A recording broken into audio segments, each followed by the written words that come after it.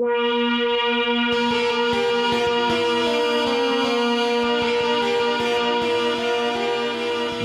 is episode 346 of Wheel Bearings. I'm Sam Abuel-Samad from Guidehouse Insights.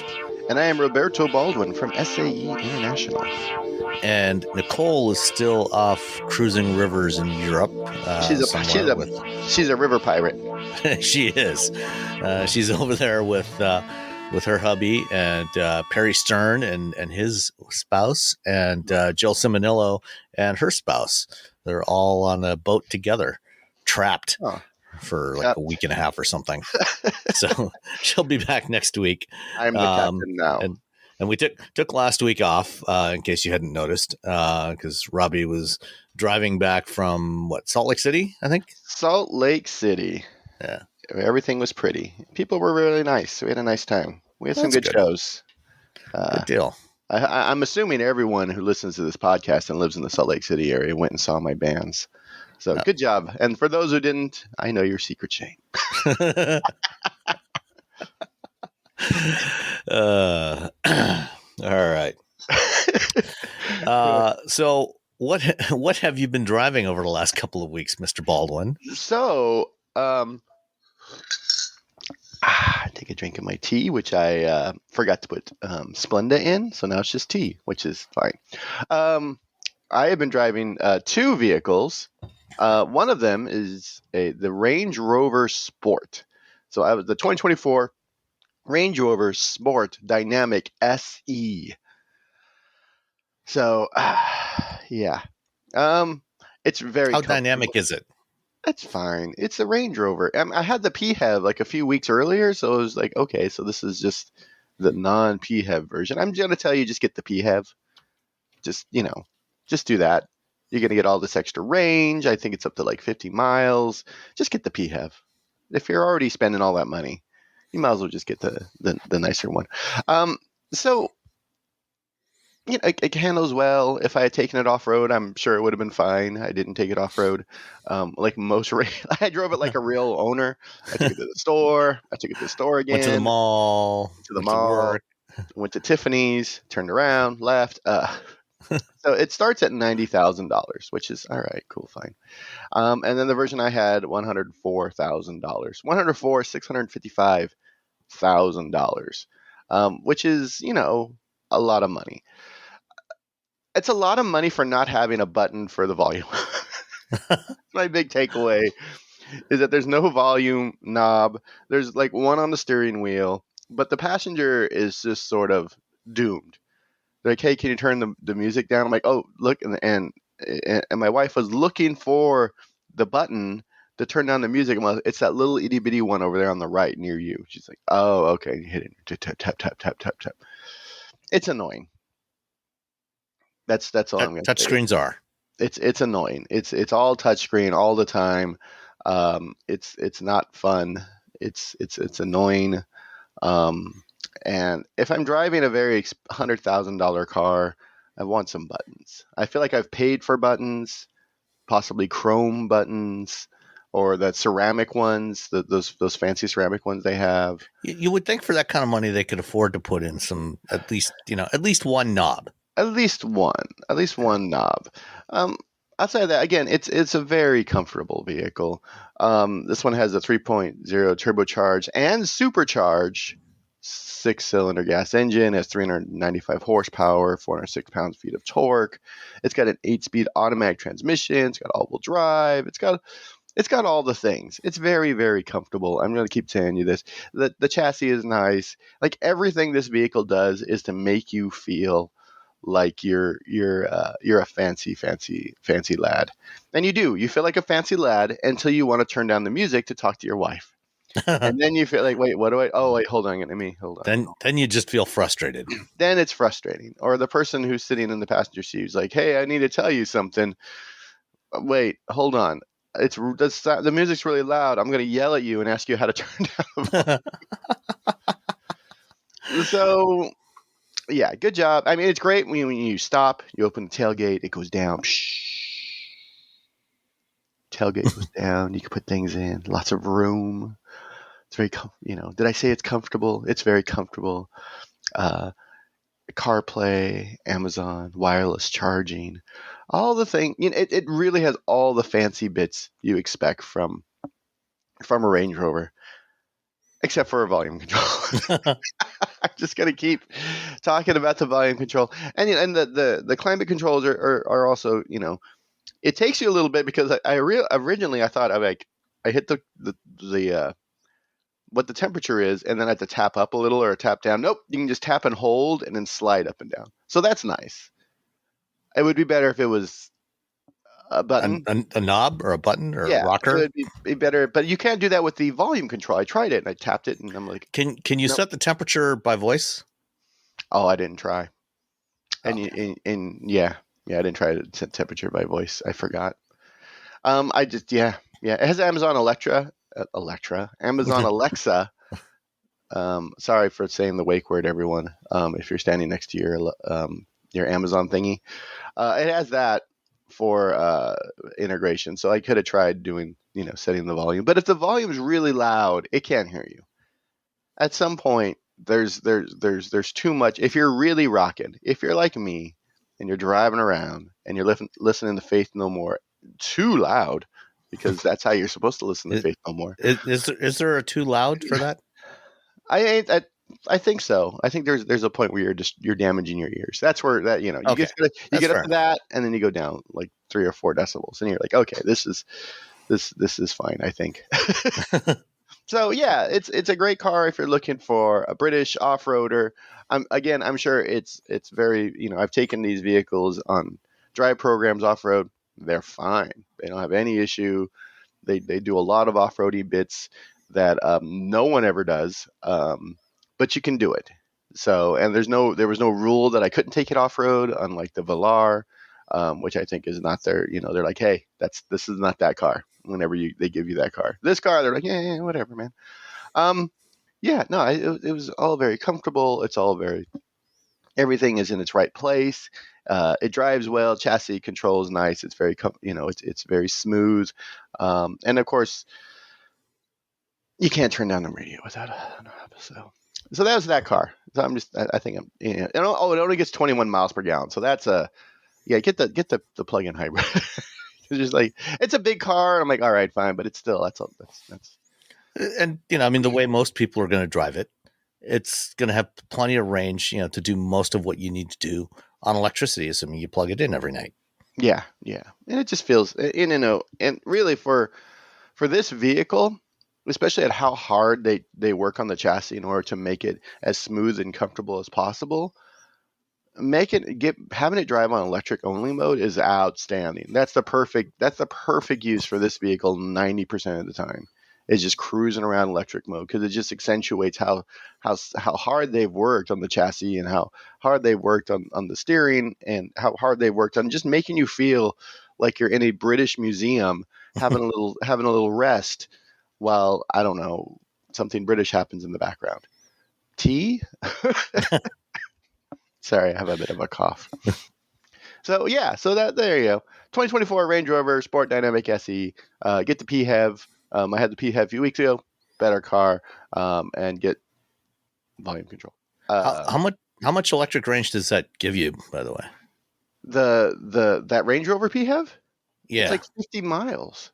Oh, okay. And it charges at like 50 kilowatt. It supports DC fast charging.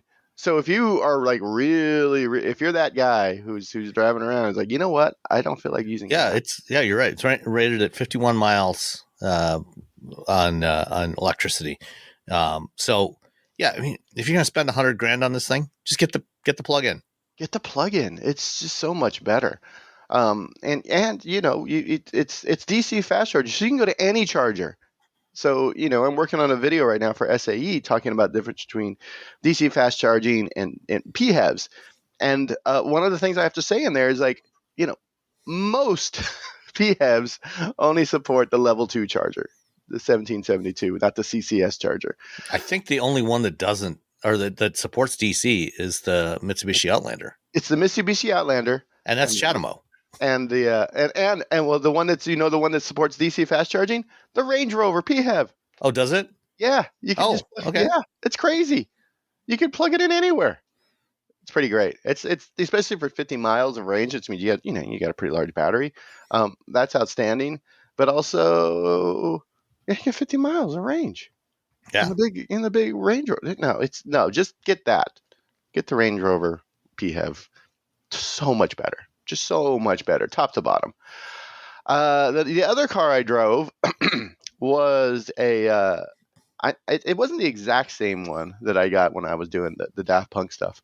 It's the the Ford Transit, I believe the 200, and I drove it. I drove it all the way to Salt Lake City and back. And outside of the fact that it had lane keep assist, but it didn't have cruise control. Which I guess I think they don't add it to the rental model is because I think they assume most people are just using it around town. Yeah. They're renting this. They're renting it to move an apartment. Yeah, and you're moving from here to here, maybe to a different town, probably around town. If you're going to a different town, you're probably getting a U-Haul. So they're thinking, oh, you're just going to use it to move some stuff around, the city. So outside of that, 11 hours, 10 and a half hours in it, fighting. It was all-wheel drive, fighting headwinds all the way back from Salt Lake City. It did really well. It was as comfortable as you would expect, maybe a little bit more comfortable. It doesn't have CarPlay or anything, but you can use Bluetooth. So you plug in your phone, and you link it up, and then you can listen to your jams, which is really nice. And it has, like I said, lane keep assist, which is helpful, especially when you're not used to driving maybe something that large. It does take a little while for it to enable, though. Like you have to be over the lane essentially for it to hold on, let me remind you to let me kind of nudge you back into your lane. So it's not. It's sort of a last ditch effort to get you back into your lane. We drove over Tahoe. We thought it might snow, but it didn't. It did snow, but it didn't stick. So to me, that doesn't count as far as I'm concerned. And so, it was a great little car. It was a great big van. We had to load it and unload it a grand total of 11 times. Oof. Yeah. Yeah. That's probably why my back hurts right now. That's why I was a little late today, because my back is killing me a week later. I don't know. Aren't you glad you don't have to work at like a real job, where you have to actually physically do stuff? Well, if I had a real job where I physically would do stuff, I would have more muscles back there, so it would probably be a little bit better. But of course, repetitive movement would probably have taken me out. Tall people don't last long. Kind of like big dogs. Big dogs. Yeah, we're like Great Danes. We don't last very long. Whenever they go up to the person who's 107 and they ask them they're never like towering over they're always like tiny people. They're never like in their courtyard shooting hoops. Those people, all those friends are long gone. Yeah, they just collapsed under their own weight and height. We don't last long. I don't know where I was going with this. How do we? You loaded and unloaded 11 times. I unloaded, unloaded 11 times. The floors, just the right, it's not too high, which is great. What you want with a van in order to get things out. The doors open and close with ease. They locked without, which is nice. You want those rear gates. It's barn doors. You want those to lock. Mm-hmm. You don't want to slam close on you and smash you while you're trying to carry a heavy amper. Or I don't know. Oh, you mean like they lock in position? So in position. Yeah, so they don't swing around. Yeah. They've got these notches in them, so I think you can open them to like 90 degrees, and then also basically all the way around against the side of the body too. Yeah. So they locked. So if you're a business and need a van, Ford Transit van, it's good little van. Mm-hmm. Or if you get the E-Transit, that's also it's the exact same van except just electricity versus gas. I was aiming for 20 miles. And so on the way there, 20 miles per gallon. So on the way there, we got like 17 point something. And we were doing 80 because you can drive 80 miles an hour in Nevada for reasons that when you driving around, you realize, oh, I'm the only car on this interstate. We took Interstate 80 for 1 million miles. And it's straight as an arrow, and there's Yeah, and nothing around. Yeah, it's pretty. It's a very pretty drive. But yeah, you can drive 80. So that didn't help. Driving a big giant van. So I was aiming for 20. I was like, all right, maybe we can get 19. Maybe we can probably get 18. On the way back though, we just hit wind, just headwinds the entire time. So that didn't help us. So at the end we got like 15.8, 15.9 miles per gallon, which isn't great, but it was still cheaper than like renting gear in Salt Lake City. So if you're a band, maybe and you don't mind driving for over 10 hours, maybe this is a good opportunity to rent a transit van. And I like driving just vehicles I don't normally drive, so it was fun. Yeah. So yeah, transit van, rent one, carry a bunch of stuff. It won't get wet. Don't leave all your stuff in your van in the driveway though, in the hotel. That's why we had to load and unload 11 times. Yeah, because that's never a good idea. You don't want to come out in the morning and find all your stuff, or not find all your stuff. Exactly. Because I'm in bands. I have friends who are in other bands, who have friends who are in other bands, who have friends, blah blah. And so at least once a week, there is a posting from a band that says, "Oh, all our gear got stolen out of our whatever, out of our space, out of our van, It's mostly out of their van." Mm-hmm. And every time I'm like, man, you gotta load that stuff in. I know you're tired. I'm so tired after a show, but I gotta get all that stuff out. It's a lot of stuff. It's a lot of money, especially all that drum stuff. Man, drums are a ripoff, to be honest. It's just metal and metal. Yeah. All right. Well, I had the 2024 Subaru CrossTrek Wilderness edition. So this is the most off-roadiest of CrossTrek variants, and it was the trekkiest of treks. Yes. When my wife came in, she had gone to the grocery store, and she came in and she saw this thing in the driveway, and she said, "What the hell is that?" And my wife is not a fan of lots of black cladding, which it's 90% cladding, to be honest. Yeah. And so there's lots of cladding on this, and then on the Wilderness, you also have some like copper or bronze pieces, like for the roof racks. The end caps on the roof racks are this coppery bronze color, and there's some bits of trim inside the cabin that are like that. But basically the CrossTrek, as it has always been, is essentially a lifted version of the Impreza, and there's absolutely nothing wrong with that. Yeah, Impreza is a great car. It is. It's excellent, as a compact hatchback with standard all-wheel drive, gets reasonable fuel economy. It is, it's an excellent vehicle for what it is. It is actually surprisingly roomy. It's quite roomy inside. It's a nice vehicle to drive too. It's not, this is not a sporty SUV. It's relatively, mild in its performance. Even the Wilderness, so there's two engines available in the CrossTrek. There is the base engine in the base and premium trims is a 2-liter 4-cylinder boxer, 152 horsepower, 145 foot-pounds of torque. The Sport, Limited, and Wilderness trims get a 2.5 liter, 182 horsepower, 178 pounds-feet of torque. It's adequate, combined with the CVT that you have in all Subarus now, except for the BRZ. It's not exciting to drive, but it does the job. It's got job. It's got adequate performance to safely merge onto a highway. You're probably not going to want to make real tight passing, like passing maneuvers on 2-lane back roads where there's not a lot of space. But other than that, it's fine. It is it's very comfortable to drive. The seats are comfortable. The interior, overall, the back seat is roomy enough, certainly for 2 adults, 3 if they're not too broad shouldered. and it's a very reasonably priced vehicle as well.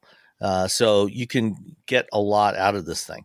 Um, you know, if you get the CrossTrek Wilderness, because it's on bigger off-road, all-terrain tires, it's not especially it's not as fuel efficient as the other trim levels.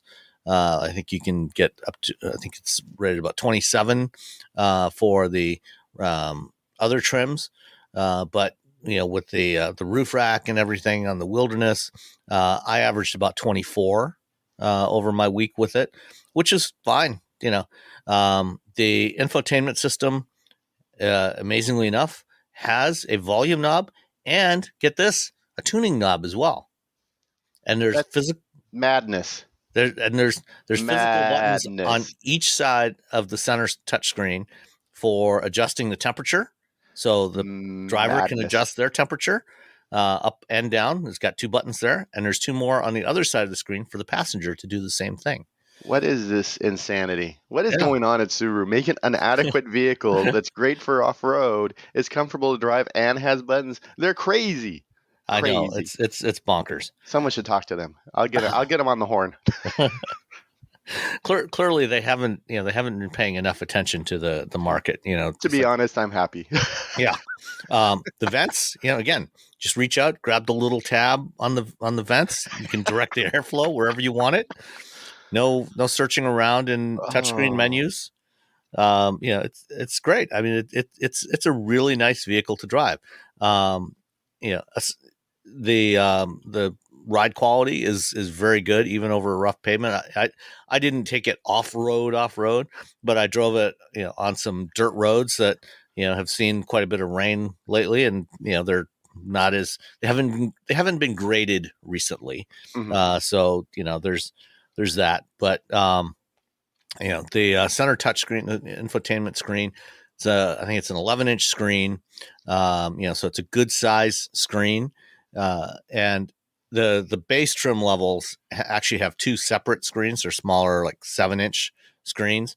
But if you get any of the upper trim levels, it's just one single larger screen. The screen is, it's got good contrast. It's bright enough. It's got support for CarPlay and Android Auto, wireless as well. You got USB charging ports. One thing about the infotainment system works fine. It's fairly responsive when you touch stuff, but it when you're using CarPlay or Android Auto, it basically takes up like about the middle 2/3 of the screen for the projection display, and then it keeps some other stuff at the top and the bottom of the screen. So at the top, you can have some gauges up there. So you have things like your outside temperature, the clock, coolant temp, oil temp, average speed, and you can toggle different stuff to display on there. At the bottom, you have some additional climate control stuff like the fan speed control, toggling. So when you adjust things, it doesn't take over. It doesn't take over projection. Right. You can still see all the Yeah. With all that stuff on there, when you glance over at the screen, it does look a little cluttered. Because there's a lot of stuff there, but it's not bad. I've seen far worse. And like I said, the projection display for CarPlay or Android Auto stays where it is in the same section of the screen. And it's there visible all the time, and it takes up, like I say, about 2/3 of the screen, which is good. So you have nice, good sized touch targets to hit there. So it's fairly easy to use. No real complaints. And, in my week of driving it, I got about 24 miles per gallon with it, 24 and a half, which is, not tremendous, but not bad. And that was a fair bit of highway driving as well, with it. So, if you're doing more lower speed, urban, suburban driving, you might get a little bit better than that. And especially if you don't have the Wilderness edition, you might do slightly better than that. But it's good. I like it. Styling is always a matter of personal taste. I said my wife is not particularly fond of it. I'm neither here nor there. It probably wouldn't be my my preference. But then again, I'm not inclined to buy an SUV-ish type vehicle anyway. I actually prefer the Impreza, which is the same body shell, but it sits a little bit lower. I don't have a need for the extra ground clearance, and it doesn't have all the cladding on it. I think the Impreza is a cleaner look to it. I had one of those a couple of months ago, and really liked that. But besides that, the rest is really good. Interestingly, on the Wilderness edition, the Wilderness has where is it here? 9.3 inches of ground clearance, which is actually shockingly good for a vehicle of this type. I mean, this is it's like the same amount as like the G-Wagon. Yeah, and it's like it's like a tenth of an inch within like of the G-Wagon. It's like really crazy. For comparison, the Ford Bronco Sport, which is nominally a competitor to this, the base and the big bend versions of the Bronco Sport have 7.8 inches of ground clearance. So you got an extra inch and a half compared to the Bronco Sport. Even the where is it, the Badlands trim level, which is the most off-roadiest of Bronco Sports, is only 8.6 inches. So you got like 3/4 of an inch more than a Bronco Sport Badlands. So this if you live somewhere where you get lots of snow, and you need something that's going to be able to go places in the wintertime when there's lots of snow on the ground, I would absolutely choose this over a Bronco Sport, unless you're planning to lift your Bronco Sport and put bigger tires on it to get more ground clearance. This thing comes with the Wilderness, especially comes with, these nice, pretty decent all-terrain tires on it.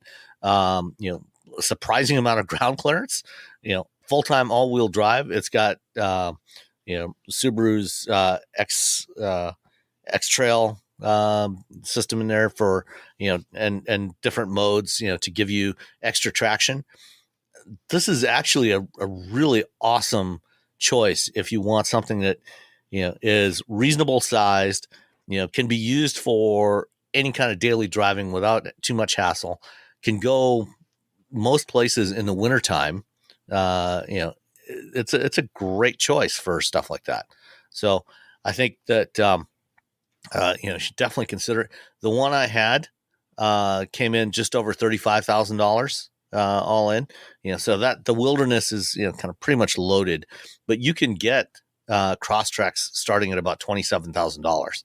So it's definitely something to consider if you need something that's got some modest off-roady capability, or even more aggressive off-road capability, and don't want to spend huge amounts of money and still get still have something that's practical. Yeah, it's the when I looked at, because I remember seeing that, was it 9.6, 9.5, 9.3, 9.3. Yeah, so the G-Wagon's 9.4.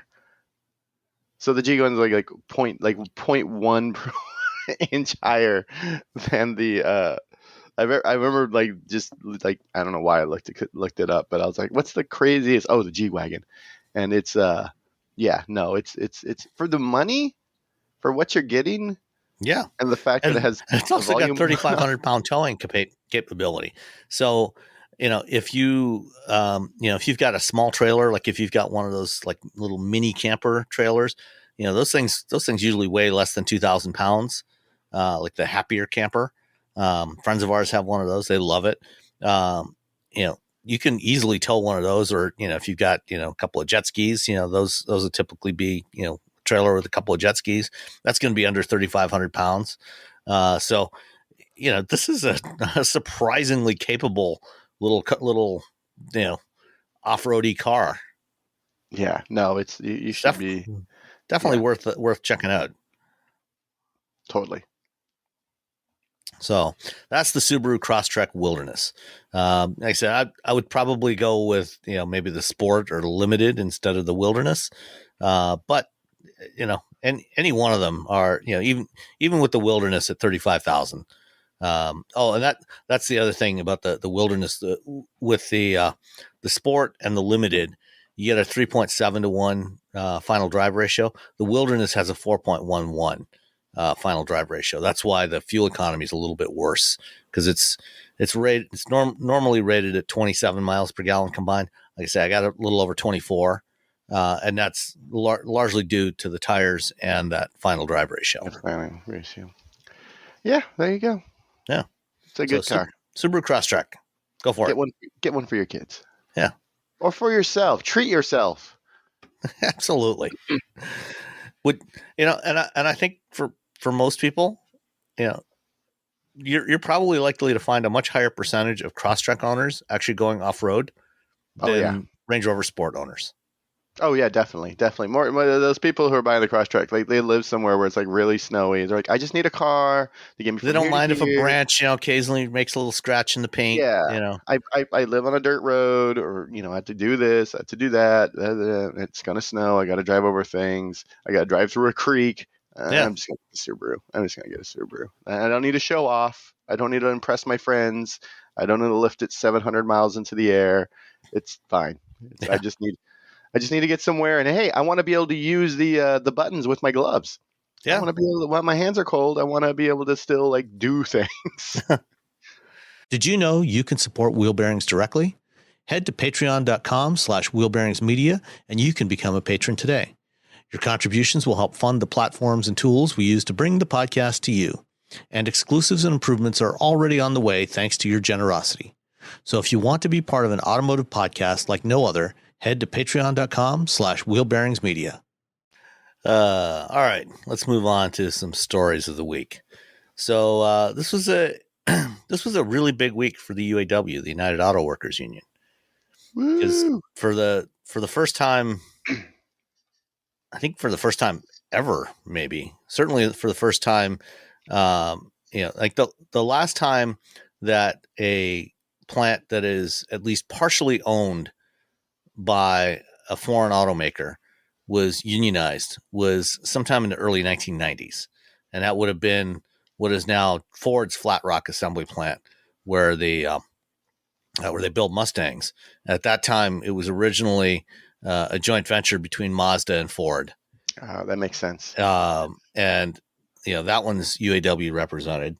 But this week, workers at Volkswagen's factory in Chattanooga, Tennessee, voted by a 73% margin to join the UAW, which is big. The South, plants in the South, southern states are generally not very amenable to unionization. In fact, before the vote, 6 Southern governors, including Bill Lee, the governor of Tennessee, signed a joint letter saying, workers should not join the UAW. They're going against our way of life, which apparently means, allowing companies to do whatever they want. So the workers at the Chattanooga assembly plant are now going to be represented by the UAW and go into contract negotiations with the union. And presumably will be the UAW will be working to get them comparable wages and benefits to what workers at Ford, General Motors, and Stellantis got last fall in their contracts. And there's another vote coming up May 17th at the Mercedes-Benz factories in Alabama, which also, something like 75 or 80% of the workers there signed union cards, and they're holding an election on May 17th. And that would be another big one, if a factory, an auto factory in Alabama votes to join. So some big progress for the UAW. Yeah, no, I mean, I'm very pro union. I believe, I've worked for a lot of places, and I've seen how when you work for places and you see that the guy or gal who runs a place is making a bajillion dollars, and then they're telling you like, we can't really give you health care. There's a huge disconnect in how we're taking care of the people who actually build the vehicles that actually go on the roads, versus the people who, I'm just going to say in the last few years haven't done a great job for some of these companies, whenever there's layoffs, there was always a decision way up top that created that layoff. So it'd be, and when you have no repercussions, you're just laid off. There's no severance. There's no nothing because you don't have a union. Then you're just kind of, that messes with an entire, sometimes an entire town. It messes with families. People sometimes they have children who or themselves or family members who need, medical benefits, and now they no longer have it, immediately, which it just creates chaos. And when you have the entire, all the employees working together as one in order to negotiate with a company that's working together with all of its lawyers and all these people and all these accountants as one, it really levels the playing field to make sure that people are taken care of. And, it tends to also benefit not just the people working in the unionized facilities, but also other competitors in the area. Like my dad was a member of the United Steelworkers. He worked in a steel mill in Hamilton, Ontario when I was growing up for more than 30 years.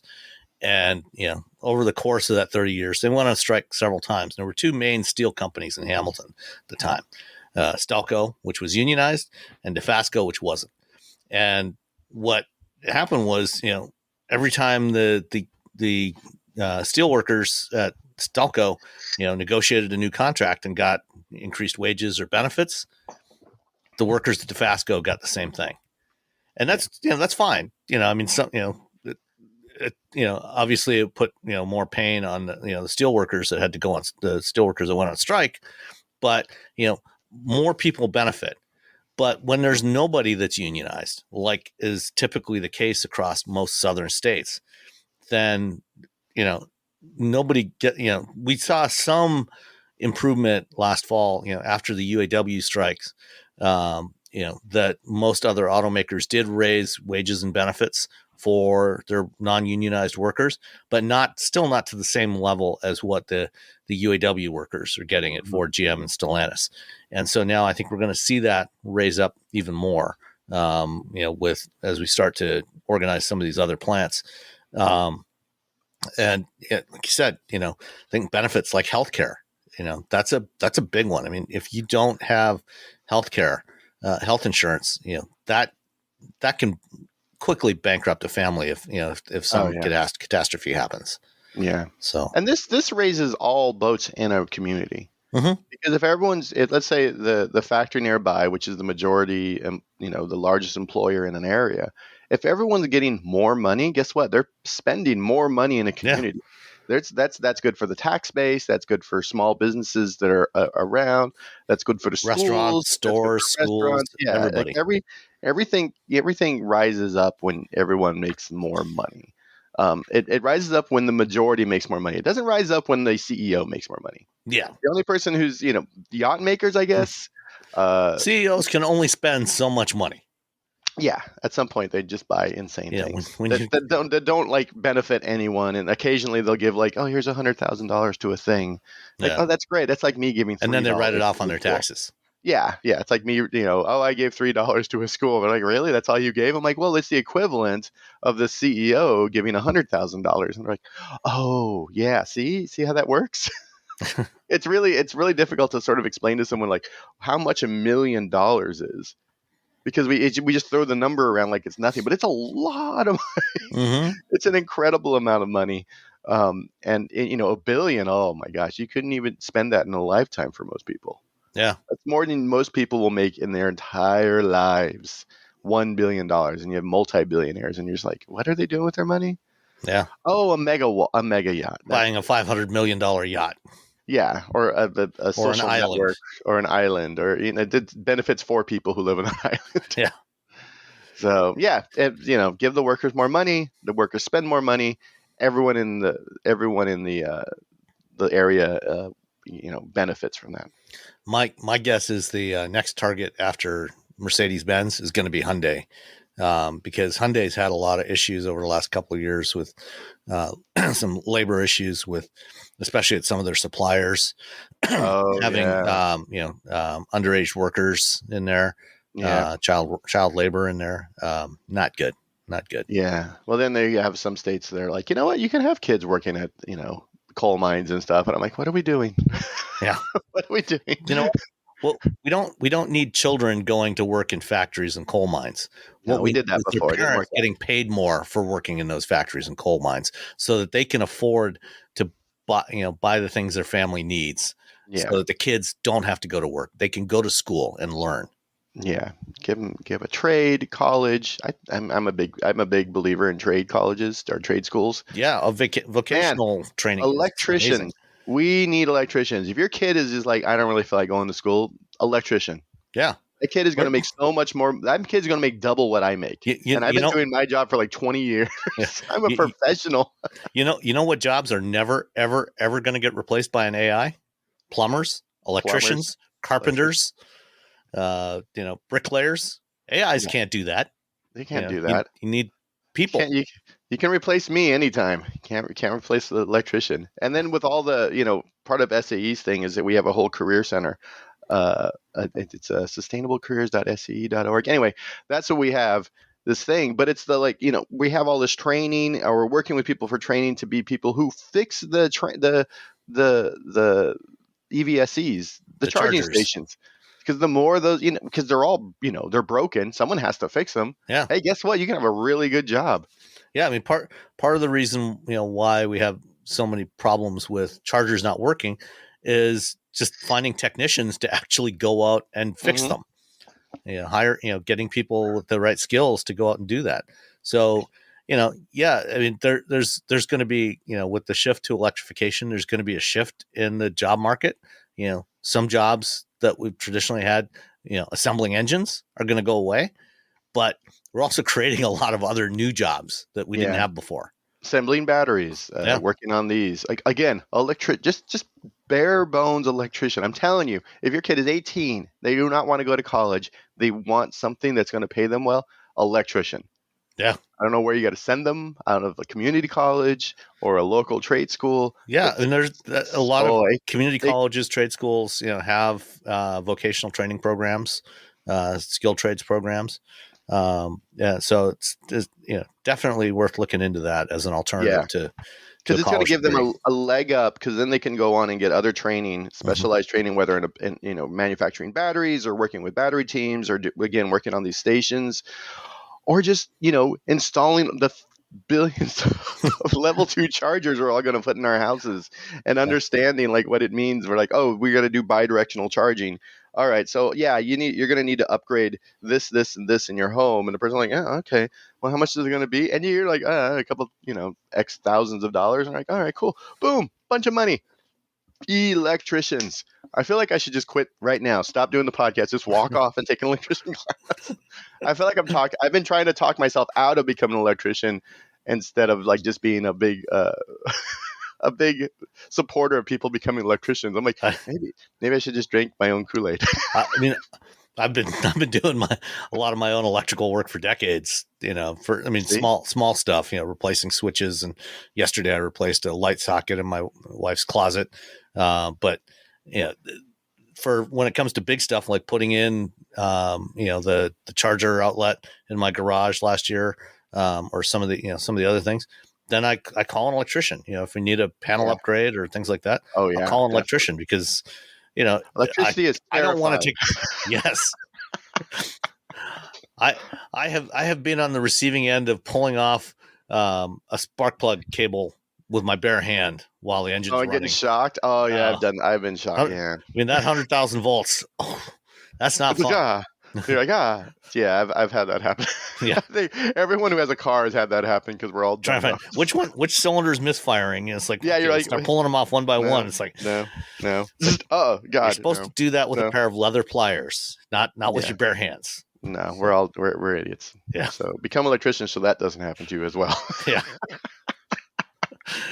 All right. Well, you mentioned bidirectional charging, so let's jump to a GM announcement from this week. Actually, GM Energy, which is their business unit that focuses on charging products. So they're doing things like working with EVgo and Pilot Travel Centers and other partners to put in DC fast chargers.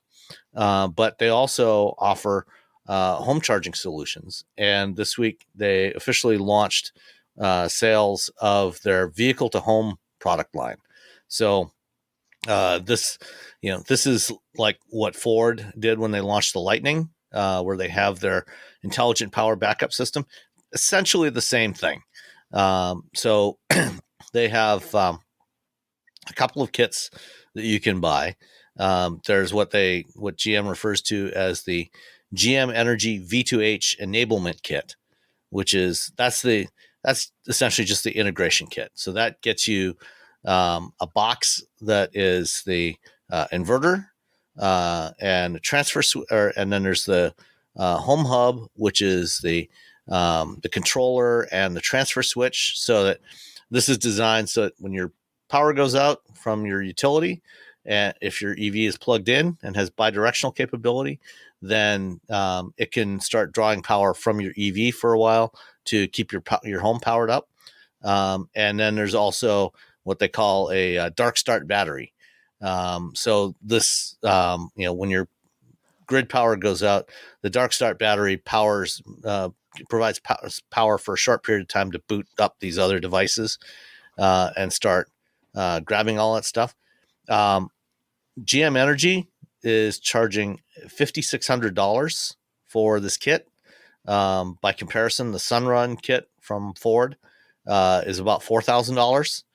So it's a little more expensive than the Ford kit, but it's also got potential for expansion and capabilities for other stuff that Ford isn't yet supporting.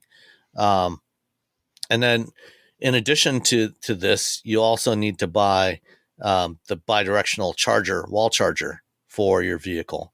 So that's an 80 amp, 19 kilowatt wall charger, which is $1,700. So that allows power to flow from the vehicle back into your home circuits. So I think it's $7,300 in total for the enablement kit and to make it all work. Yeah, and what GM's calling the power shift charger. So the problem, the only problem with this, I mean, this is a great idea, but this is just for the hardware. It doesn't include installation, and as we've talked about before, depending on how your house is configured, this could get really expensive really fast. If you have old wiring, you're gonna, I mean, even for, especially if it's an 80 amp, I have a 60 amp, which for our level 2 charger, which means I'd have to upgrade that secondary box that I've added to my house, which I'm sure, like, because I've already had someone do most of the work, it wouldn't be that big of a deal.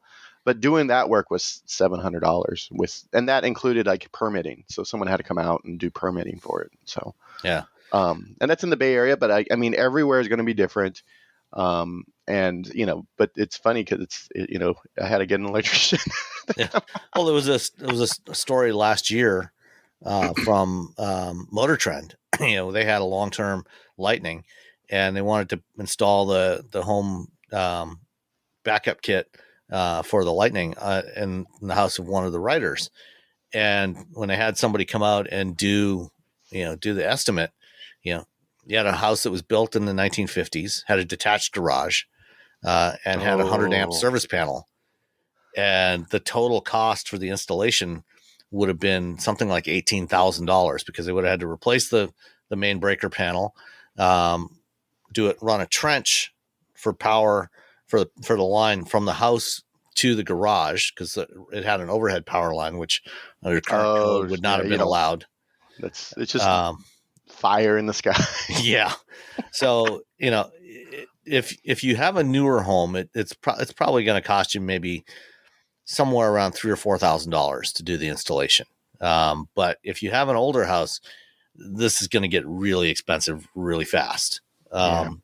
I see a point in the future where, in California, if you build a new house, you have to put solar panels on it. I see a point where it's probably going to be like 10, 15 years where you're going to have, like, when a house is being built, it's automatically built with this in mind. Yeah. Bidirectional charge. But there's no standard yet. And don't blame me. I don't work on that standard at SAE. But there's no standard yet. I talked to Wade Sheffer, the vice president of GM Energy, about this. And he's like, yeah, he's like, it only works for GM products right now, and especially it only really works for the Silverado with they need software updates for the Blazer and the Equinox and whatnot. And by 2026, pretty much all the vehicles will support bi-directional charging from the factory. But I asked him, like, what happens if you live in a mixed home? Like, I have a Kia EV, let's say I have a Silverado and I have an EV9, and he's like, well, that's the dream, is that someday you just buy the GM box, but it works with all the EVs that support bi-directional charging. But everyone, Kia has the EV9 with wall box, they're working on something, and then Ford has its own thing. It's all sort of proprietary or sort of like put together. And I think once we get a good standard where everyone just sort of figures out what they need to do, then this is going to make way more sense. And I think the prices are going to probably start coming down, because once you say, oh, okay, well, we all need this, circuit, Mm-hmm.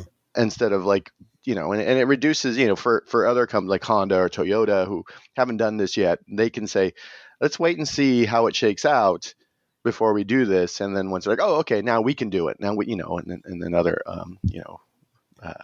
Toyota can do it. Subaru can do it. But yeah, right now it's very much a first. It's the first people who are kind of, you pay a lot when you're an early adopter. Yeah. That's what's happening right now. This is a huge game changer, because you're essentially telling people, oh, by the way, the car in your driveway or in your garage, that's now part of your house, and it's also part of the grid. So we're doing grid level, we're doing power leveling. We're helping to balance the grid. You're helping to, you can charge at night, and then during the day use the electricity in one of your vehicles to run your house, so your energy bill will be lower. And yeah, it's a huge part of EVs that benefits homeowners, and the grid. But it's just we're right at, it's still pretty early days on this. We're still very much on the bleeding edge of this. Yeah, which is why you're going to pay like $30,000 if you have a detached garage, which seems like perfect. You're like, oh, that's awesome, that's perfect, but nope. Yeah. But as you said, right now the Silverado and the Sierra EV that's coming out later this summer, we'll have the support. The Blazer EV, the Equinox EV, and the 2024 Cadillac Lyriq have the hardware, the bidirectional hardware, charging hardware on the vehicle to support this, and they will be getting a software update at some point in the coming months that will enable them to work with this as well. And then GM did say by 2026, all of their EVs will have support for this. And once we start standardizing some of this stuff, and new homes are being built, with EVs in mind, so they're figuring out, where to put the electrical panels and the wiring and everything, so that, it's less painful to make this sort of upgrade. Yeah, you buy a new house in like 5-10 years, you're going to walk into it, and it's already going to have solar. It's already going to have all these things. And you're just going to be like, oh, I want bi-directional charging. And they're like, oh, yeah, there's a thing right here. You already have the panel for it. Yeah. Probably not like with that voice. Probably a Hopefully smarter not. person. Likely an electrician who listened to this show, who at 17 and was like, you know what, I think I'm going to do that. And now they're billionaires. They're going to make so much money. I don't know why.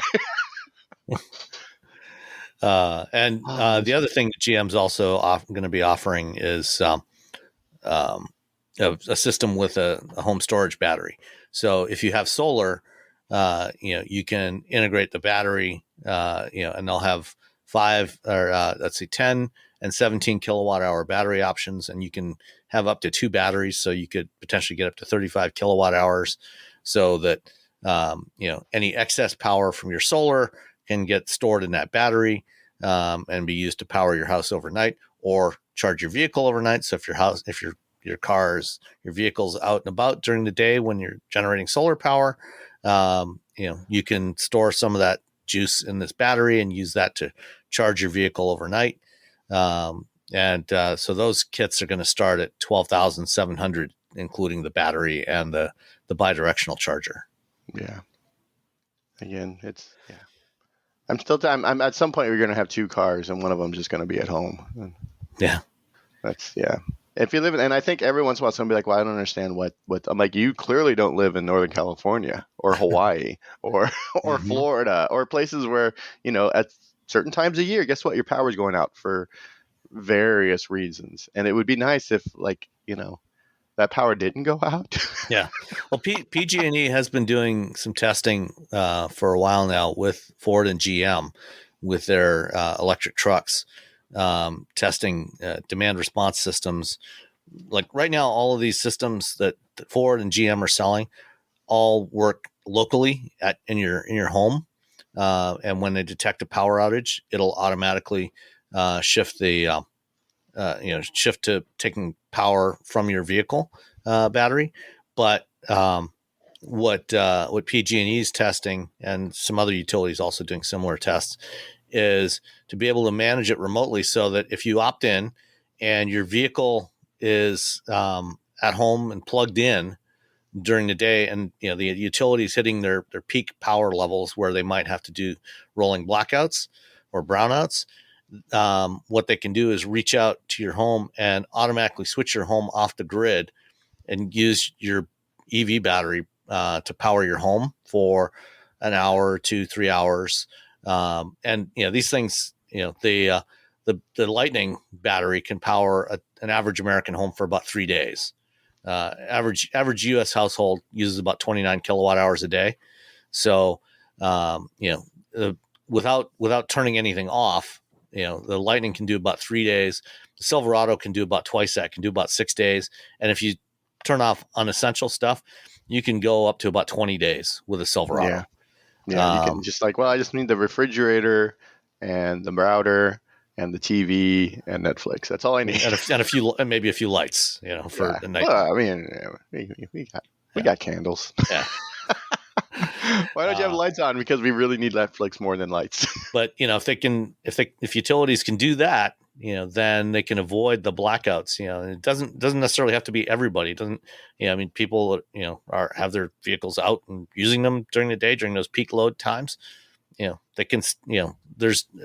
Once you get a sufficient number of vehicles that are plugged in and opted in, you can use those and rotate around them. If you've got enough vehicles, so that none of them are using up the battery for very long.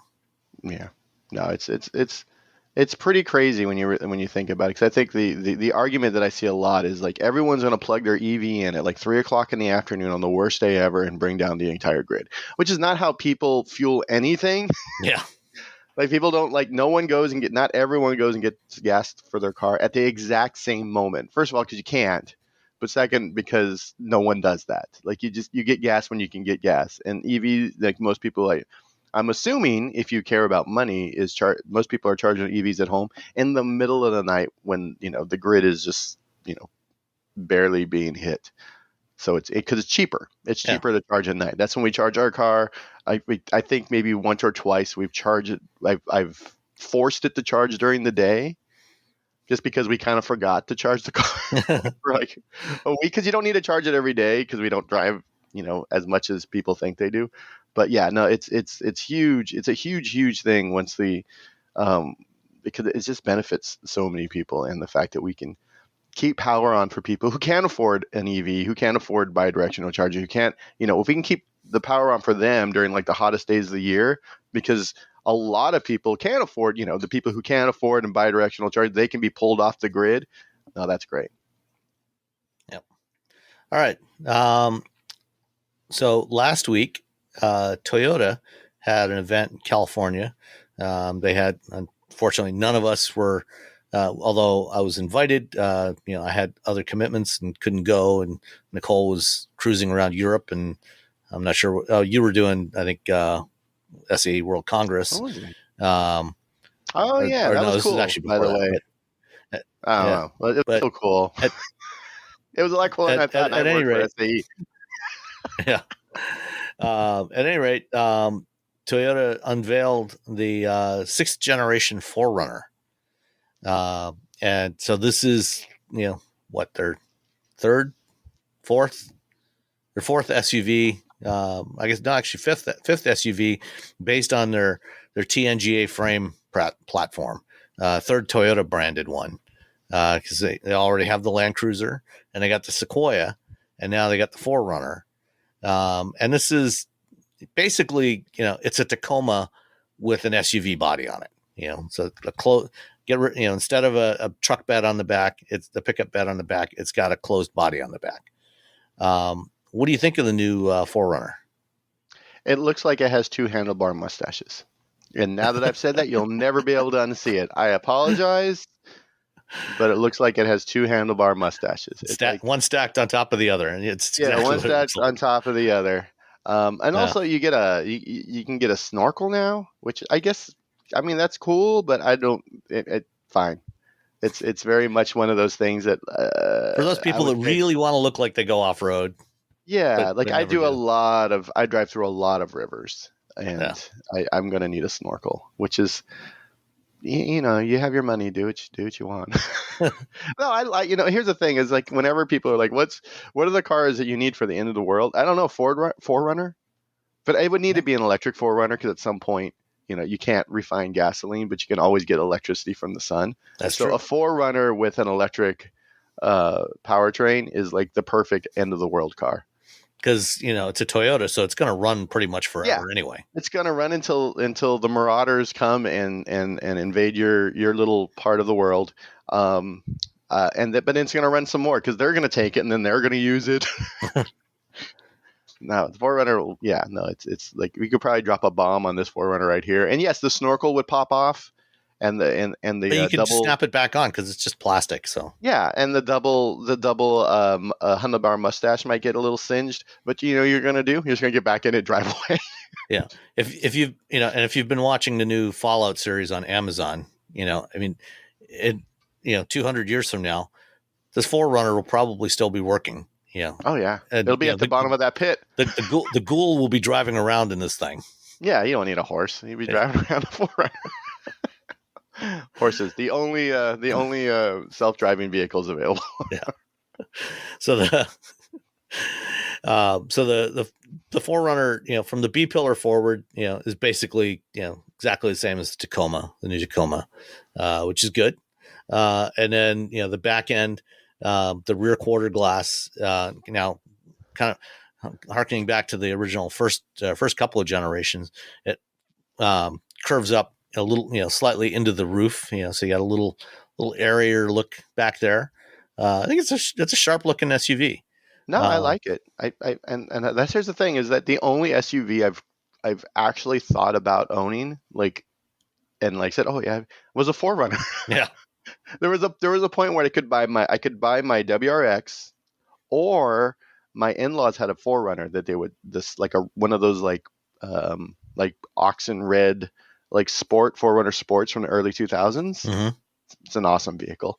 And I really wanted a WRX, and I think I made the right decision for me, because it makes more sense for me to have a WRX than it does to have a 4Runner. But also, I think about, I'm like, when that car blew up, boxer engine.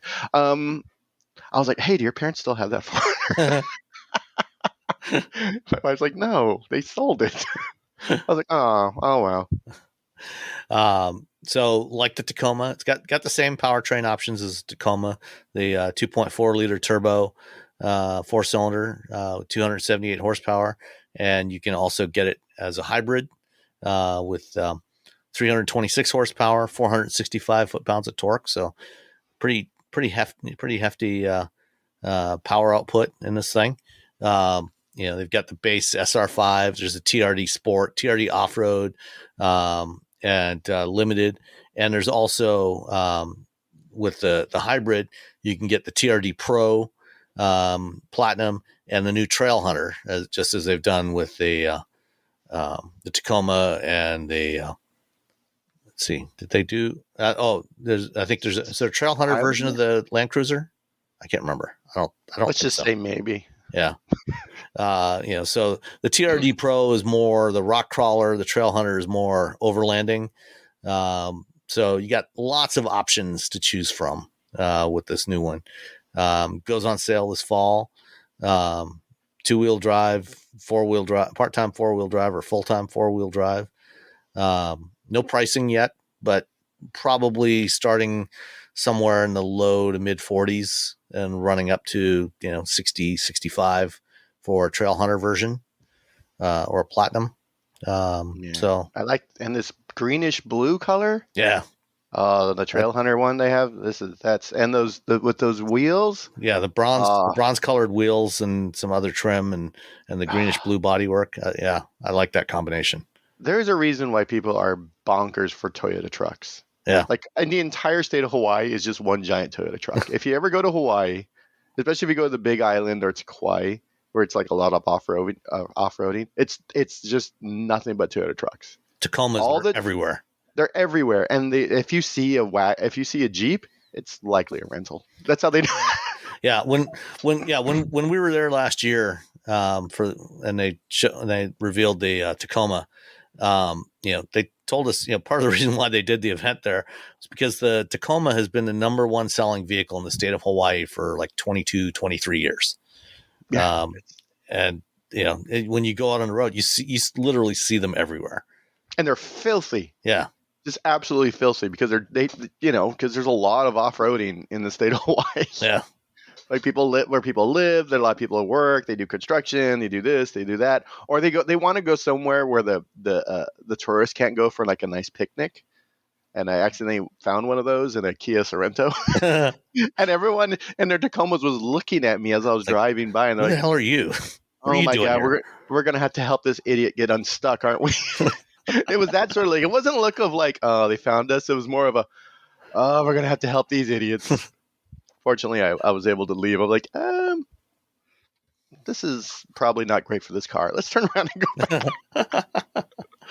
Another one of the features they have on the Tacoma is standard feature is a power rear window that slides down into the tailgate, so you can have a little bit of extra airiness, or hang your surfboard out the back.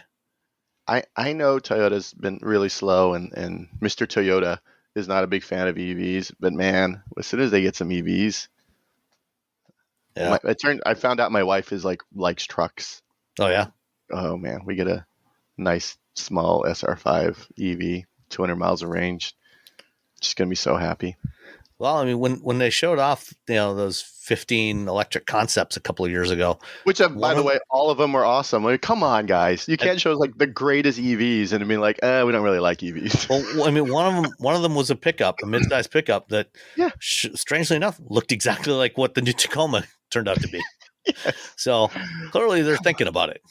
Yeah, I mean, they're going to. They're just, again, they're like to call it. They're a high school kid. They're like, well, fine, we'll do it. And then it's going to last us 1,000 years, and they're probably going to we're just going to wait until we get solid state. We're not even going to do it till we get solid state. Nah. Which they're actively working on. So, yeah. All right. So during the week we were off, I went to Santa Monica for a BMW event, and they did the first U.S. showing of the Neue Vision Neue Class X, which is a preview of what's coming second half of next year for their next EV. So, the Neue Class is their new purpose-built EV platform, and it's by let's see, the first one, which is going to be based on this Vision Neue Class, which is a mid-sized crossover, so sort of an X3 sized crossover, is launching later in 2025. And then over the next 24 months through 2026 and 27, they're going to launch 6 more models off of this platform, all using the same motors and technology. And they're also going to use the same technology in some of their other vehicles as well. So some of their flexible platform vehicles. So things like, next gen X5 and other stuff that are, not directly on this architecture, but they'll use these battery and electronic and motor components in other vehicles as well. So, first time seeing this thing in person, I was pretty impressed. I like the way it looks. I've only seen I guess they haven't called it the i3. It's the sedan, the 3 Series sedan size Neue Class. Yeah. because they have an i3 from before. I feel like they should just like take the name because it works. Yeah, well, and they sell an electric 3 Series in China right now, which they call the i3. It's a China only product. So Yeah, presumably that sedan that they showed in Munich last fall will be the next i3. yeah. So yeah, they look, and I know if you're looking at photos, you're like, are you sure these are? No, you when you see them in person, they look so much cooler. Yeah. And one of the things I like, I was talking with the designers about this, is the fact that they have cut down the side glass, so the belt line is lower. They deliberately, trying to go back in the opposite direction. And a lot of vehicles have gone over the last 20 years with higher and higher belt lines. They wanted to make the glass area larger, improve visibility, make it feel roomier. And you definitely feel the difference and sense the difference in there. So a lot of interesting stuff in this vehicle. It's these are all going to use new battery packs with cylindrical cells, 46 millimeter cylindrical cells, so similar to what Tesla's trying to do. But they'll actually be even a little bigger than the Tesla cells because they're going to be longer. So rather than 4680s, they're going to be 4695s and 46 120s, depending on which vehicle it's in.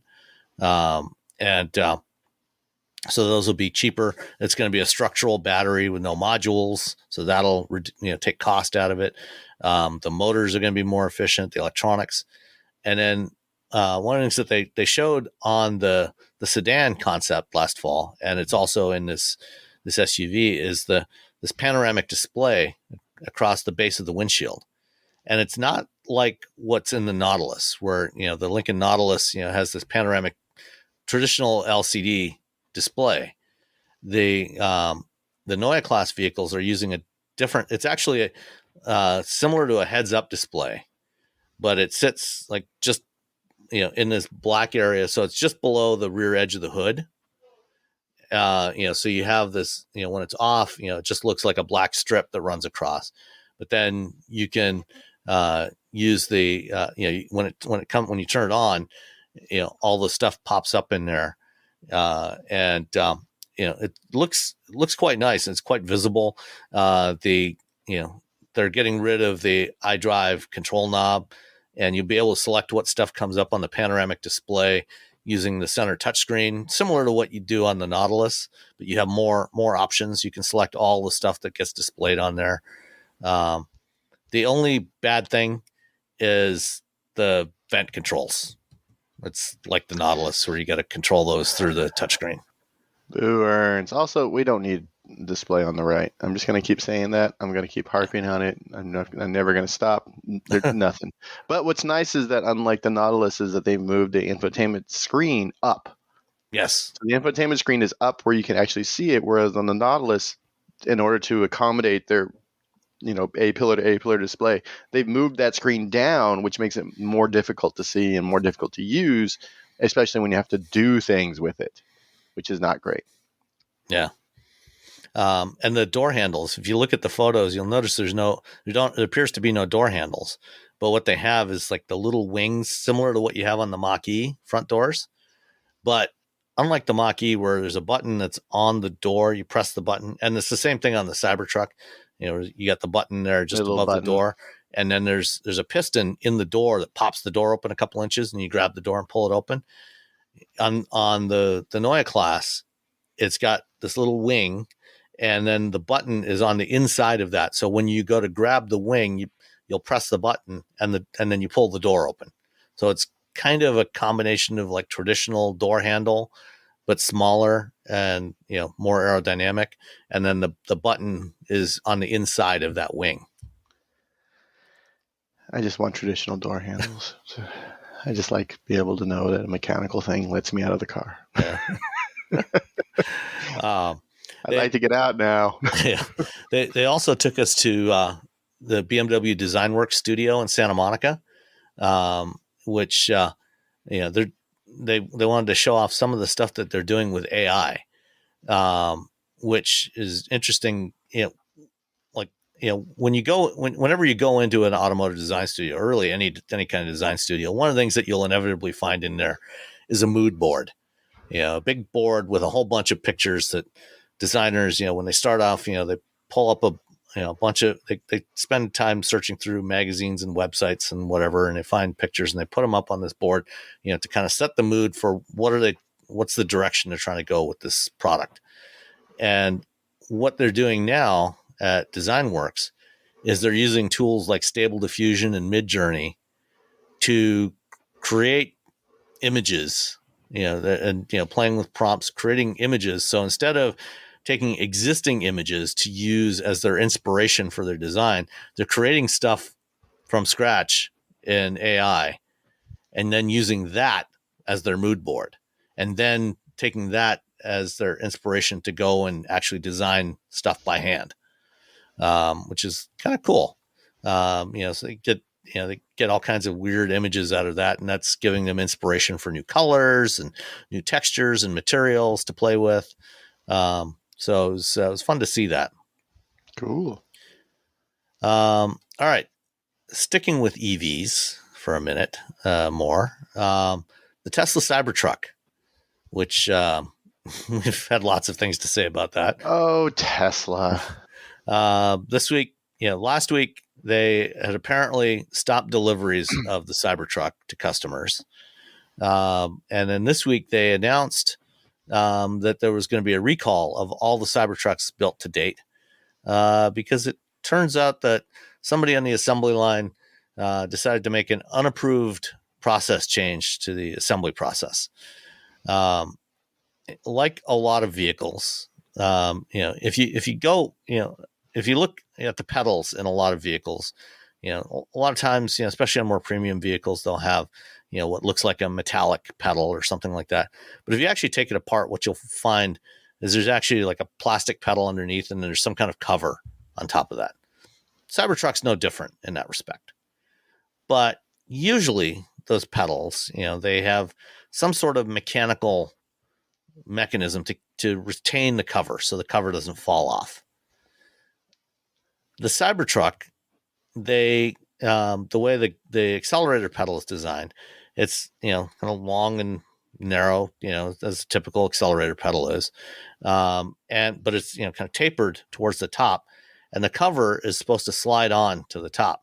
Well, it turns out several Cybertruck drivers have had issues with unintended acceleration because the pedal cover, the accelerator pedal cover, was sliding off of the pedal underneath.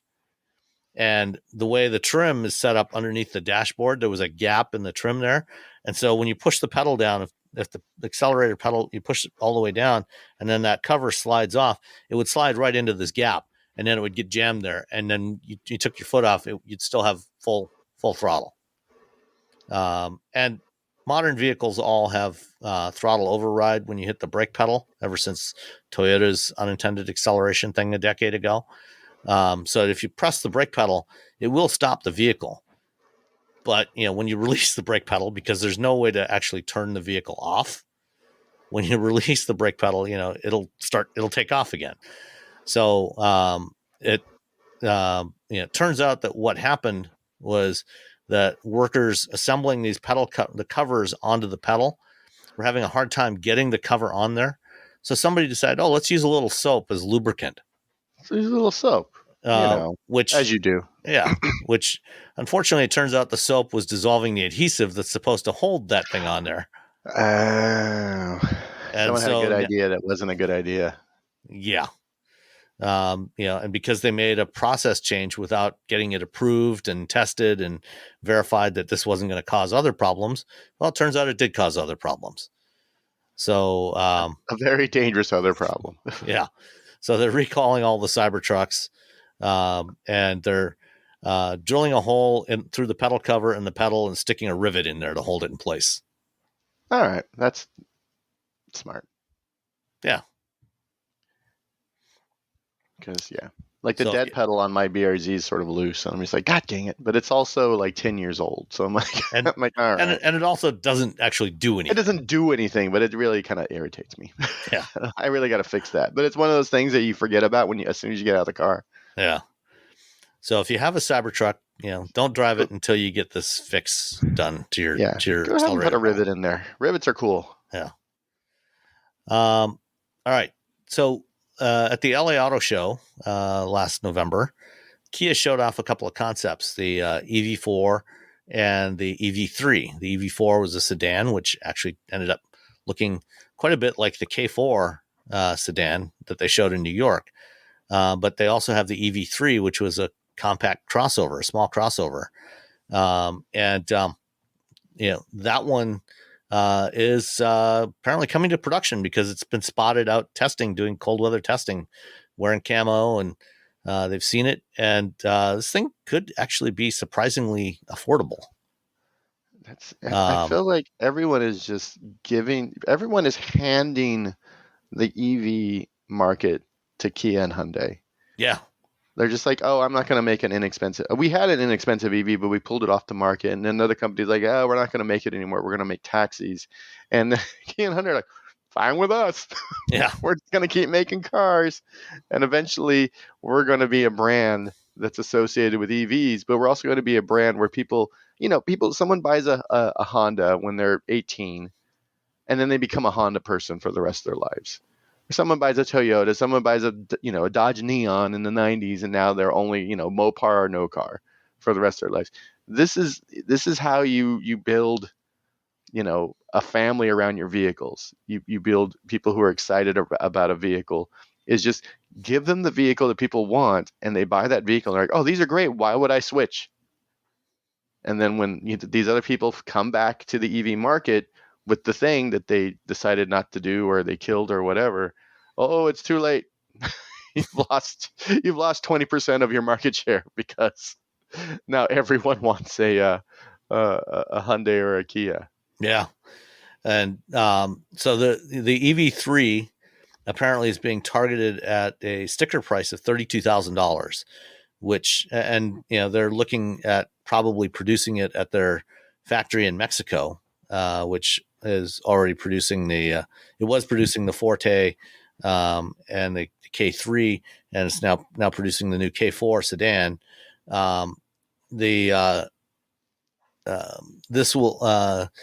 They will apparently build the EV3 at the same factory, so it will be eligible, because it's built in North America, be eligible for the $7,500 tax credit, which gets it down to somewhere in the $24,500 range, which, I've seen this thing, it's a good sized vehicle. It's not, it's not a crazy small vehicle. It'll probably have a range of somewhere between 250 and 300 miles. And I think it's pretty cool looking. Yeah. I mean, that's probably just going to replace the Nero. Yeah. Most likely. Hyundai will have something that replaces the Kona. Yeah. But yeah, no, it's, and then they also, Kia had a big event the day after, Tesla said they were going to start doing robo-taxis. They're like, we're going to make all these cars. And one was the EV3, and then there was the EV2. And you're like, wait, what? Tell us some more about the EV2. Yeah. That one's even smaller. Supposedly targeted under $20,000. Yeah. But I doubt that one will be offered in North America. Boo.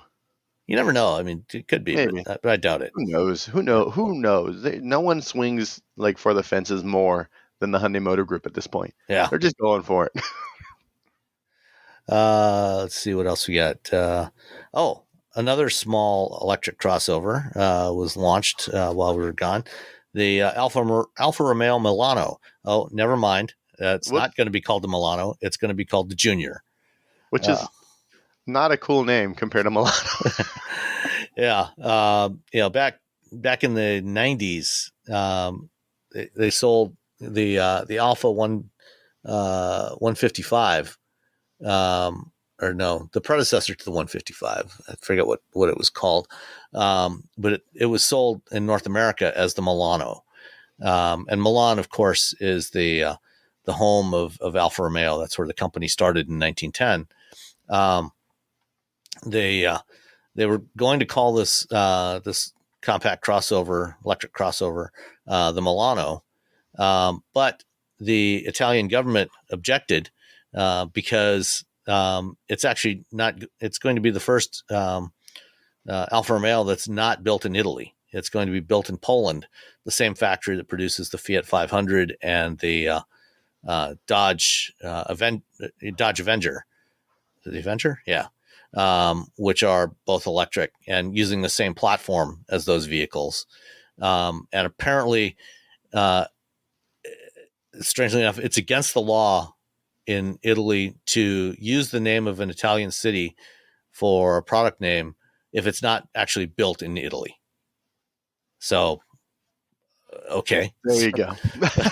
so they revived the Alfa Romeo Junior name, which was a little sport coupe that they built in the late 1960s, early 70s. Very very cute little car too. It was a lot of fun. A friend of mine has one. So the Alfa Romeo Junior will probably, unfortunately, not be coming to North America because of its size. Although you never know. I mean, they might bring it over to compete with Mini, the new Mini Electric. But it'll have a range of about 250 miles. And there's also going to be a hybrid version with a gas engine, so a 1.3 liter 4-cylinder with a mild hybrid. But the electric one's the more interesting one. What do you think of the look of this thing? I mean, it looks cool. It's like an Alpha. Yeah, that's the thing. Is that you're like, ooh, like Junior. yeah. I wonder if you can get one and then just rub off the badges and put Milano on it yourself. I'm sure that there will be a healthy aftermarket for replacement badges for these things. Yeah, I'm just gonna get the Milano badge. Yeah, I'll make them in Italy. It'll be fine. Yeah. So saw an interesting article on Jalopnik the other day. Back in the late 80s, Porsche was trying to figure out what to do next. They had at that time they had the 911, the 928, the 944, and the 928 and the 944 were both getting kind of long in the tooth. And they had also, especially the 944, had really gotten a lot more expensive than when it originally launched as the 924 in the 1970s. And so they were looking at, what to do next, to try and have something more affordable in the lineup. Obviously, Porsche has long since given up on having anything affordable. But, this at this time in the 1980s, they wanted an entry-level model. And they were developing something called the 984. And they initially worked on it with Seat. And this was back before Seat was part of the Volkswagen group. It was going to have a mid-engine boxer 4-cylinder and be priced. They were aiming for a price tag of $14,000 in 1987 with 120 horsepower. So mid-engine 2-seat convertible, $14,000, which is pretty close to the pricing of what the first generation Mazda Miata was. And it would have potentially been out, to market before the Miata. What do you think of this thing? It's cool. It's got these weird little like bulbous eyes. It looks like a little bug. But I'm a big sucker for any convertible, especially a small roadster. So yeah, anything bug eye sprites, those are goofy looking. Still like those. So no, I think they would have probably done well. Yeah, it would have changed the direction of Porsche, though, I think, substantially if they were, had gotten like a mass market success like the MX-5 in the low price range. So we probably would have like inexpensive, relatively inexpensive Porsches now. But imagine if this had gone to production, been successful. And, today they were still offering, say, a $40,000 Porsche Roadster. Yeah. It would have been, it's still, it'd be paid for by the Cayenne and the Macan like everything else at Porsche. Of course. But, it's, the Miata or the MX-5, whatever you want to call it, it's still, they don't sell a billion of them. Yeah. But it's still such a part of, you can't be Miata without, you can't be Mazda without the MX-5. I don't think, I think this would be the same sort of situation. Yeah, I think so too. All right. Let's see what else. Maserati unveiled the new Gran Cabrio, which of course is the convertible version of the Gran Turismo. and they showed it off, the first version, as the Gran Cabrio Folgore, which is the name that they're using for their electric models. This thing is just stunning, I think. It's so pretty.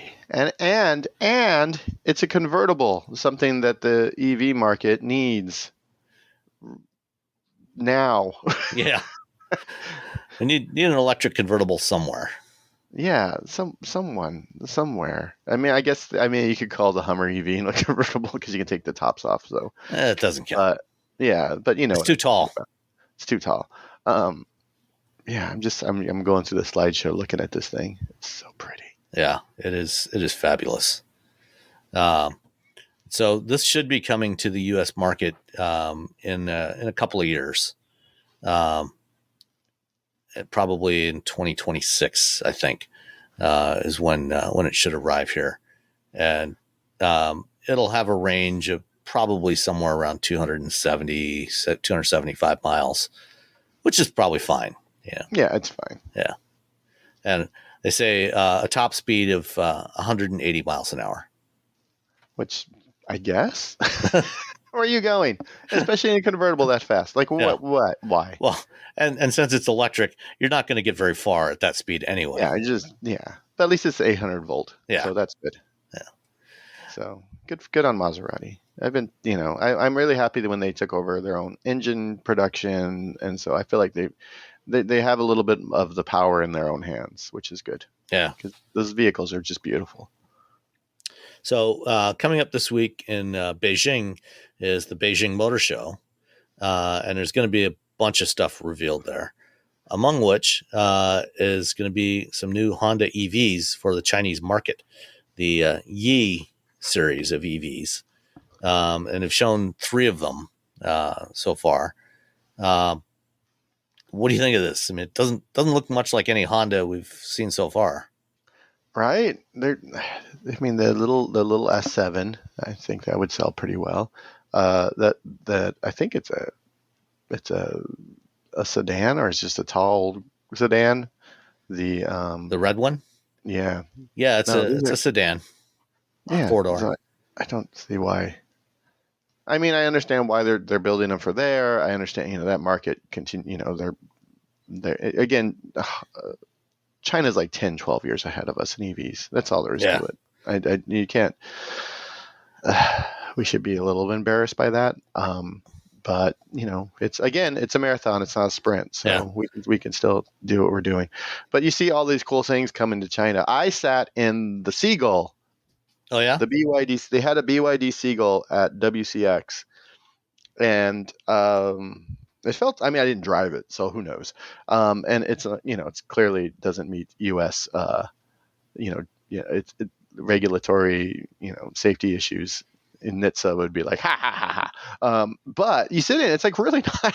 It was really nice for $10. Like this is really nice for a $10,000 car. And I think the one that they got probably was the higher higher trim level. So I don't know, maybe $11,000-$12,000 for this vehicle. It had power seats, which I was like, well, okay. But yeah, if you live in China, you have this this wealth of choice right now. And so, yeah, I need to get over to China and start talking to people for my job. But no, these are cool. You're seeing a lot of these like pretty cool vehicles coming out in China. But I wouldn't buy one and immediately drive it on U.S. roads because safety laws. And I think I may have mentioned this before. Last year I took a tour of a company here in Livonia called CareSoft. CareSoft. They're the ones that brought the Seagull. Yeah, they're going to do a teardown of that thing. And when we toured the facility last year, one of the things they showed us, they had done teardowns of the VW Tiguan. They had 2 different versions of the Tiguan that nominally looked the same. You look at them, when they're all put together, they look pretty much the same. One was for Europe and North America that was built in Germany. The other one was the version that they sell in China, and it's built over there.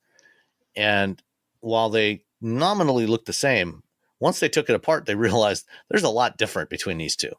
Like Yeah. there's a lot, like for example, there was half the number of spot welds in the structure of the Chinese version, which means it's not going to be as strong.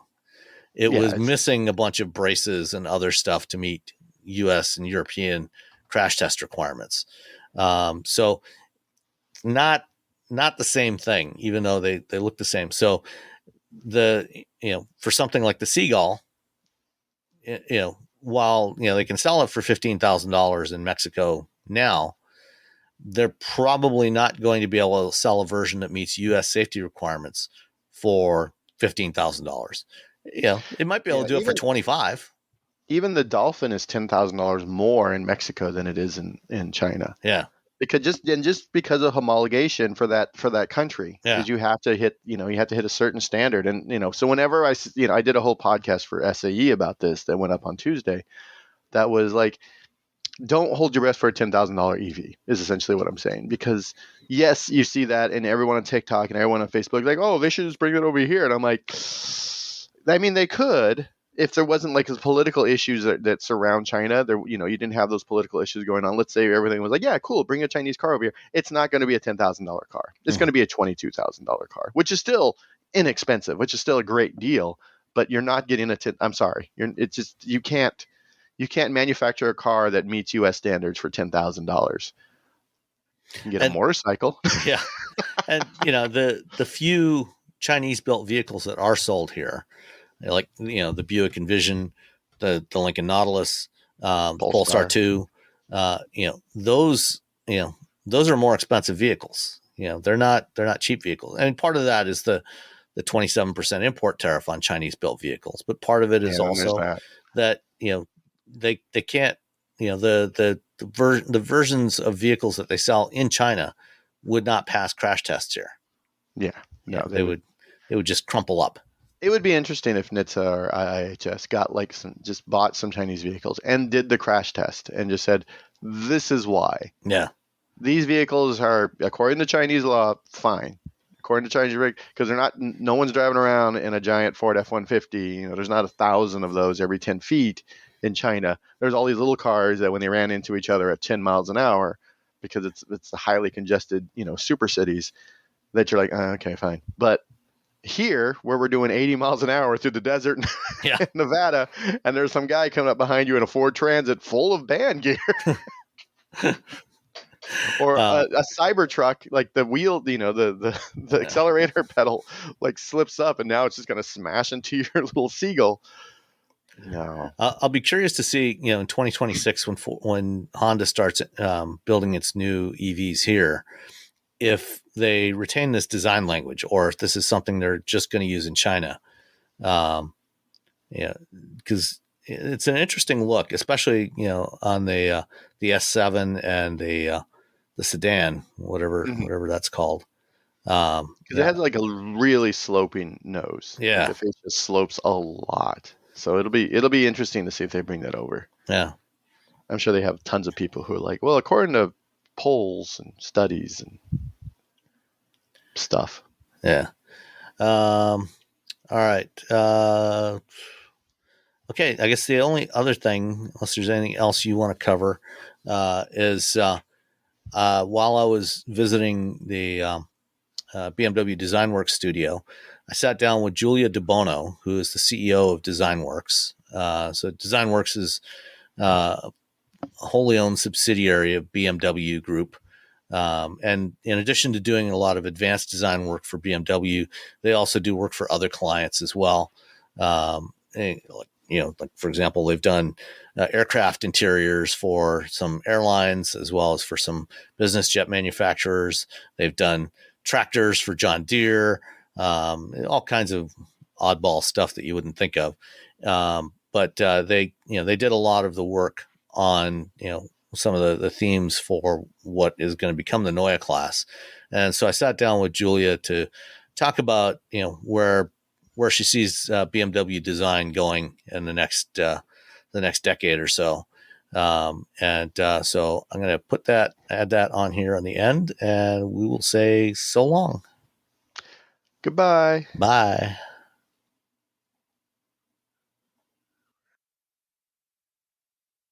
So great presentation this morning. Some really interesting insights there from what you said. So to start off, you're the CEO of Designworks. Designworks USA or all of Designworks? All of Designworks. Okay. So this is for my Wheel Bearings podcast. So for listeners that aren't familiar with Designworks, let's just give a quick overview of what Designworks is and where it fits in within the larger BMW design organization. So Designworks is a BMW Group company. So we are a subsidiary of BMW North America. But Designworks was actually founded here 50 years ago before it was taken over 25 years later by BMW. But it always did do advanced design work for BMW design.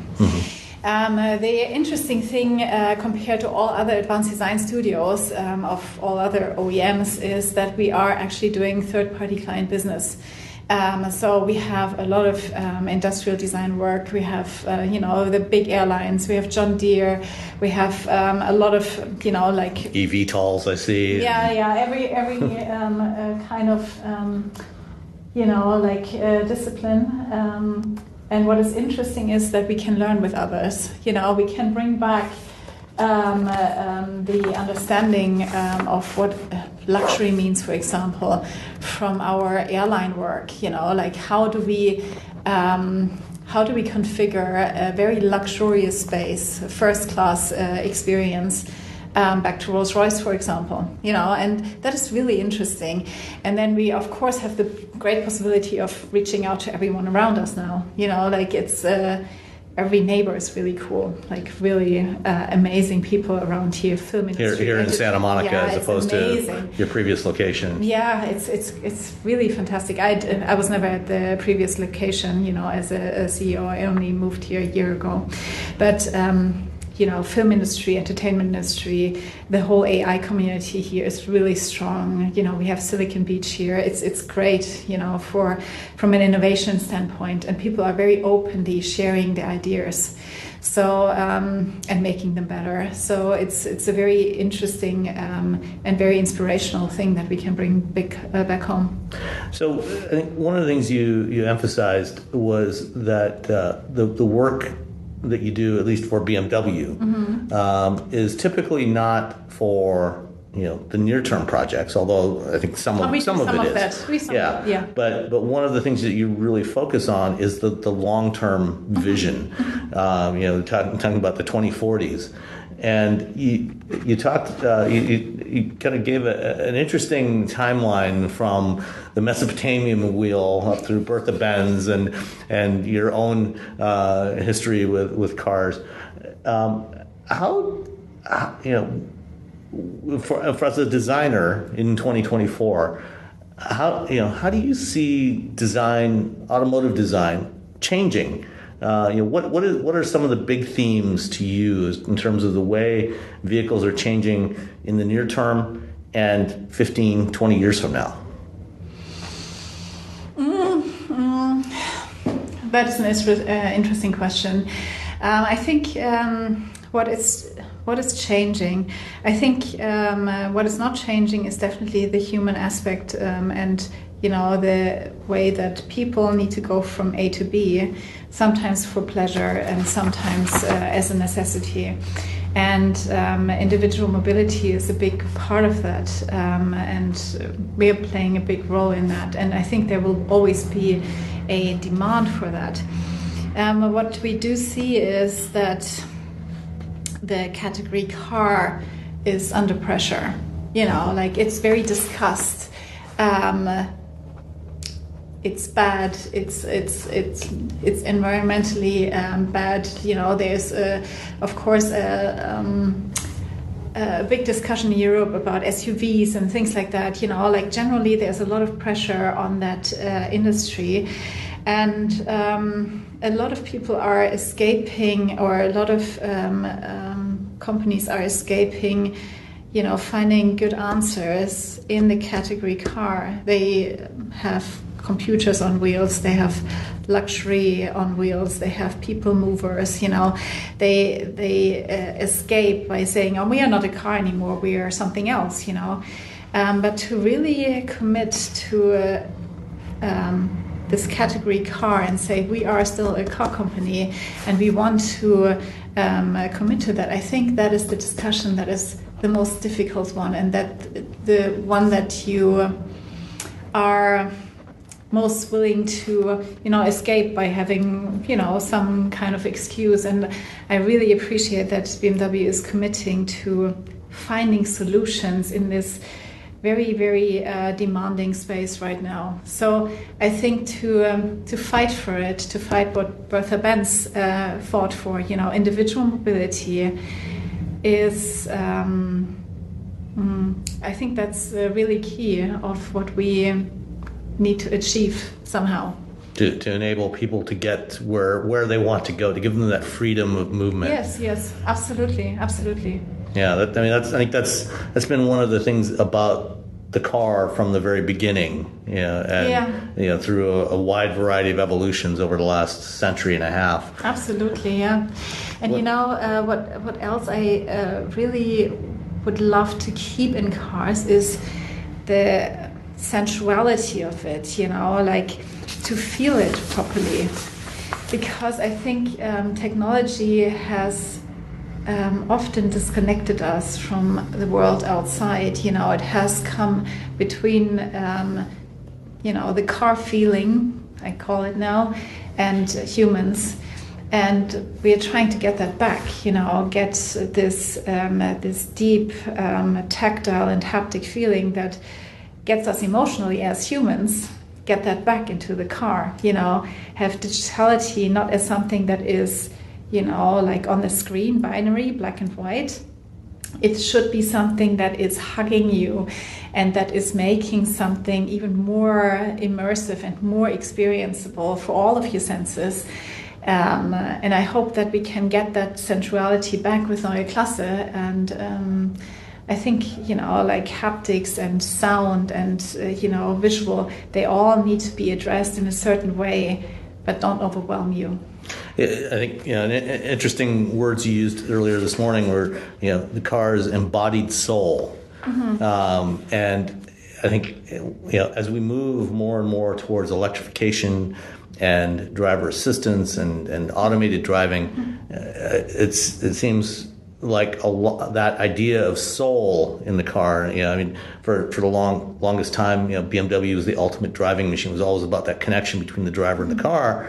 But it seems like the way technology is going that we're going to lose that soul. How do you foresee keeping that soul, that connection, that sensuality with the car as we make these technological changes at the same time? Yeah, that's a good question. I think first of all, it takes a good team and a team with a soul to create a product with a soul. I think that's the most important thing. If you put your heart into something, you will feel it. And you will feel that in the cars that are coming out, that there was a team there with a soul and a team that was taking care of customers and wasn't like, the relationship between us and our customers should be that we listen to our customers and bring them something that they actually want. That they want to feel, they want to hear, they want something. And our customers, they are not the ones that need something, they want something. And you have to appreciate that, and don't tell them what they want, but listen, first of all. And I think to start with a process of a car with just listening to the markets and to customer needs and to, what will they need in the future, and, anticipate properly and do your work properly as a company. I think that's the homework we have to do. And the more diligent you do that work, the better your product will come out. That doesn't give you any soul yet, but I think we have a large history and a proud history that will always be, the lighthouse. And, people make sure that goes back into the cars. I think you will feel that. Yeah, looking at the design language of what we've seen of the two Neue class concepts now, the sedan we've shown in Munich, and now the X. Yeah. The design language externally, has kind of stepped back a little bit. Uh-huh. It's a little more visually subtle. Mm-hmm. It keeps those BMW design cues, that design DNA, but with a more modern interpretation. But really, the interior, I think, is interesting, where there's clearly still a lot of technology, but it's almost like it's pulled back away from the driver, so it's not so much in the driver's face, and it's more the car itself. Maybe is that kind of where what you're trying to get at in terms of having the soul, having the essence of the car without the technology being there, but it's not overwhelming. The or am I looking at it from a different perspective? No, you're looking at it right. That's just the perception. And the thing is, with show cars, you put them there, but you don't drive them. Mm-hmm. And I think our cars need to be driven, and we need to talk about driving experience and the ultimate driving machine in order to feel it. You need to feel that connection. It's something that you can't really communicate through a show car. You can only say, okay, the stance of the car implicates that it's driving well. We can put a lot of focus on the wheels because they are the ones that are driving you, and you can highlight those. But I think, the whole driving experience and what you call the ultimate driving machine, you will only feel when you're actually driving the car. And there is the large team, there is a small design team and there's a large team of people who are actually taking care of the driving experience. They never get the platform that we get, but they should do, because they are doing a great job at, giving the driving experience texture and making it perfect in the right moment, right time to, have the right information that you need as a driver, but don't overwhelm you with the information that could be there, but shouldn't be there. I think they deserve a lot of credit for the work that they are doing, and there's a lot of experimenting on the road involved. So I always saw our boss Mike Reichelt come back from driving experiences of the first Neue Klasse cars, and there are so many points that need to be corrected, and then the next time he was like, oh no, we made it, and it gets more and more a BMW. And that is the diligent work that I'm talking about, that you have to put into the cars and the systems in order to get a real BMW out at the end. And yeah. I just want to add, I think the point, Sam, you made is right. We've talked for a while about not wanting to overwhelm people with technology, right? It's there when you need it. Mm-hmm. It should be easy to use, easy to access, but you shouldn't feel overwhelmed by the technology around you. Yeah. Yeah. All right. Last thing I wanted to touch on was from Hussein's presentation was the use of technology in the design process, which has been really interesting to see how you're using that here, using generative AI, not to replace the designer, but to augment what the human designer does. Sure. Can you talk a little bit about that? Yeah. I think the main thing is that we have to understand the tool and have to conquer the tool. In the end, it is a tool, and it's like going to home base. You have to actually, you get the tools, and then you have to start understanding them. You have to work with them. You have to fail with them, but you have to become a craftsman.